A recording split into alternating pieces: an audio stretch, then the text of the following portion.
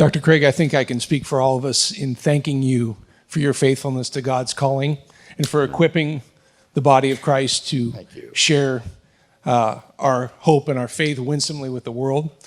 And I guess my question for you would be, in light of, it seems like the culture is changing very fast right now, and it's being manifested in the universities particularly. I guess my question for you would be, you've talked about philosophy and philosophy departments as a beachhead to perhaps re-engage with the university and re-engage with the culture. And I guess I would just ask you, how do you see that project as going right now in light of so much going on there? What our brother is referring to is a renaissance of Christian philosophy that's been going on over the last half century or four. So back in the 1940s and 50s, there were virtually no Christian philosophers visible in the United States.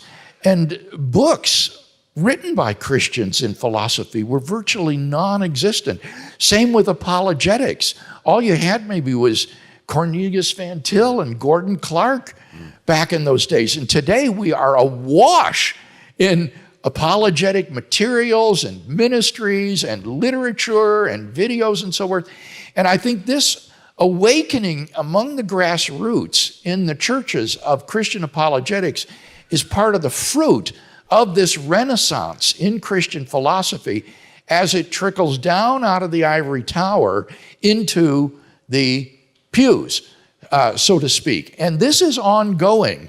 I am very encouraged. I see a new generation of young Christian philosophers coming up through graduate school to take the place of the older philosophers that are retiring. Alvin Plantinga said a few years ago that he thought that the number of Christians among graduate students in philosophy was 50% greater than the number of Christian philosophers that there are today. Now, if that's even close to true, that holds great promise to the future. Now, to get back to a question that was asked earlier, I want to connect with the collapse of the mainline denominations in the United States, like the Episcopalian Church, the Catholic Church, Presbyterian Church, and so forth, what has happened is that Christianity has lost its cultural influence in the United States. And more the middle ground is emptying out. We're becoming more and more polarized. You're either a secularist or you're an evangelical Christian. But that middle ground of nominal mainline Christians is rapidly emptying out in our culture. What that means is that if our culture is not to go down the drain, we have got, as evangelicals, to win back that lost ground that the mainline denominations have lost.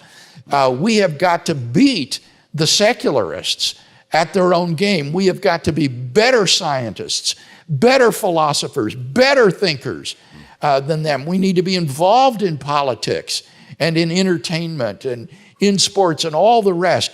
I just so long to see a revival in this country where evangelical Christianity will grow and begin to assume a position of cultural influence that was once held by these mainline denominations back in the 1950s.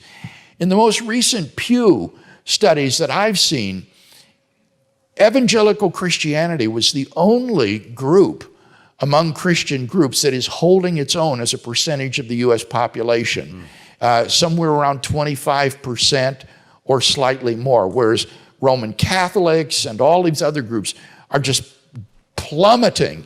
But evangelicals are holding their own, and we need to keep doing that and to do better than that by evangelizing and sharing the gospel, defending the faith, and seeking to be salt and light in a decaying culture.